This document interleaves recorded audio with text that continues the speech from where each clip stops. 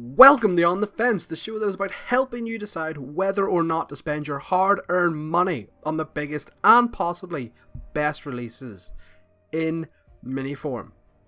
We are back with On the Fence, and Nick! Yes! We are taking the hobbits to Isengard!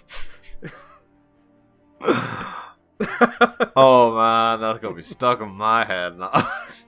We, but more importantly, you have played some Middle-earth Shadow of War? Yes, Middle-earth Shadow of War. And are going to be telling us all about it. Yes, I am, Hans.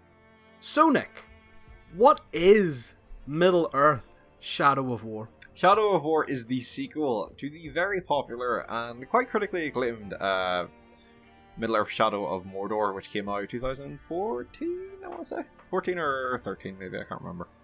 And the game came out in a very sleeper year, so it probably got a lot more buzz than they probably thought it was, and it was probably good for the game because it got a lot of recognition, and this is the sequel to it, which builds upon it in some pretty interesting ways.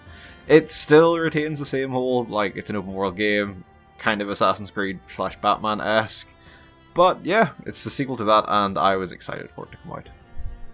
As you mentioned, this is a sequel to Shadow of Mordor. How does it improve upon the first game? What does it add to the franchise?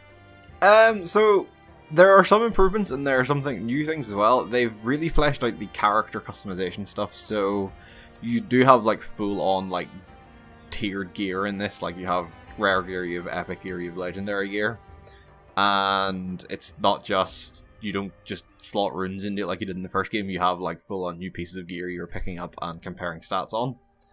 There's a lot more to the game. The world is a lot bigger. The first game had 2 open world areas. I think this one expands it to about 5 or 6. And they're all about the same size as each of the areas from the first game, so there's substantially more to run about in. But it doesn't stop one of the main issues, I thought, which I kind of realized in the first game looking back on it, is the game still feels very task listy, where I never feel like I'm making forward progression. I feel like I'm just constantly ticking things off a massive task list I have to do. It's the towers kind of work differently, where you go up a tower and you scout out the area around you. And at that point, I literally just feel like I'm making a list of things for me to do. It's collectible over there, War Chief Captain over there, collectible over there, and then I'm just running through that list doing it in missions. And it kind of drags a bit, but it helps that the game is still just so fun to play in the first place that maybe isn't all that bad a thing. So in the previous game, the Nemesis system was the major selling point of it. I assume it has been brought back, and how has it been improved from the previous version? Yes, the Nemesis system is still the highlight of these games, and this one is no exception. So in terms of improvements, there's not actually a lot. I'm kind of shocked by how little there still kind of is. Bar the core things that were there in the first game, there's not a lot new in this. There are a lot more things you can do with your possessed orcs. You can send them to infiltrate properly, you can send them to essentially backstab the war chief and all, but it's not anything massive. The biggest thing they've added is this fortress assault stuff, which kind of is the end point for each area. Is you build up your army within with all these orcs, and you will assault the fortress in that area, which is kind of controlled by the big bad orc. But it's not, they really hyped it up to begin with, when this game was coming out, each of these is going to be really unique to the type of orc that possesses it. And it just doesn't feel that way. All the fortress assaults I've done feel very samey, and it feels like a really lackluster implementation of the Nemesis system, because a lot of these orcs are very cool and very unique, and they've given them a lot more character than they had in the first one. I had an orc who came up and literally started singing to me, because he was such and such the bard.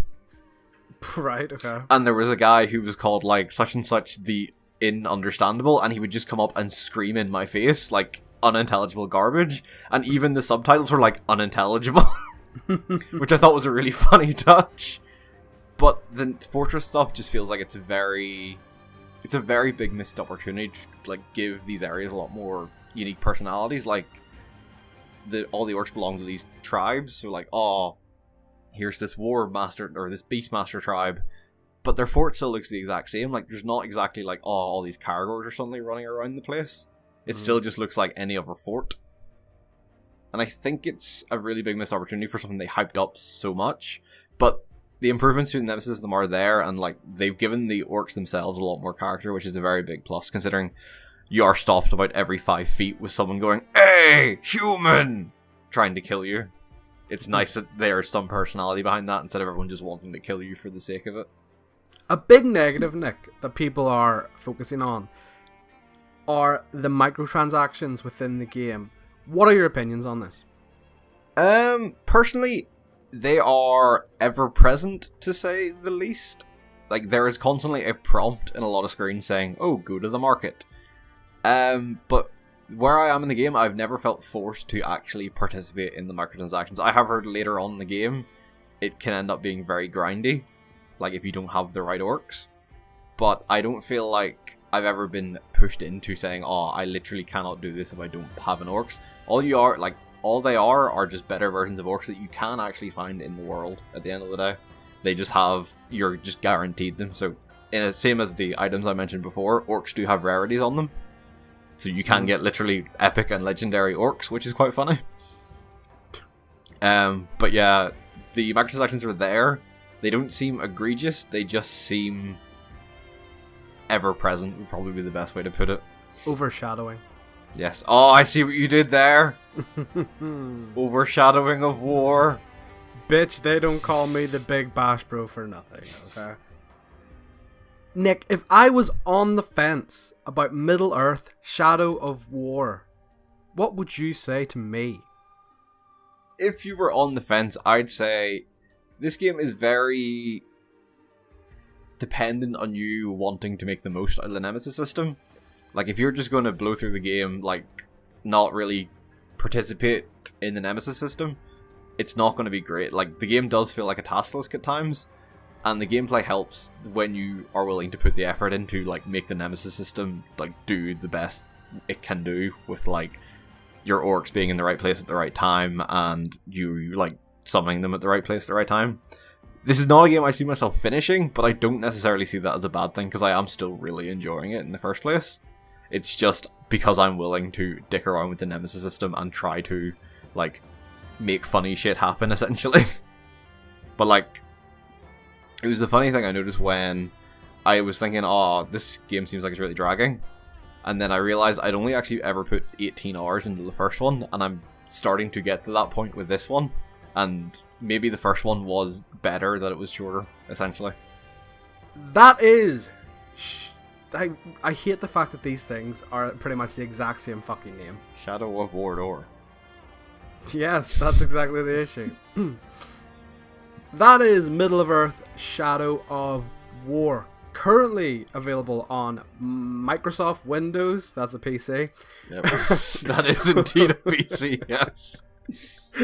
I was reading it from the page and I just started following the words. Also on PlayStation 4 and Xbox One for in and around £45. Thank you very much, Nick. No problem.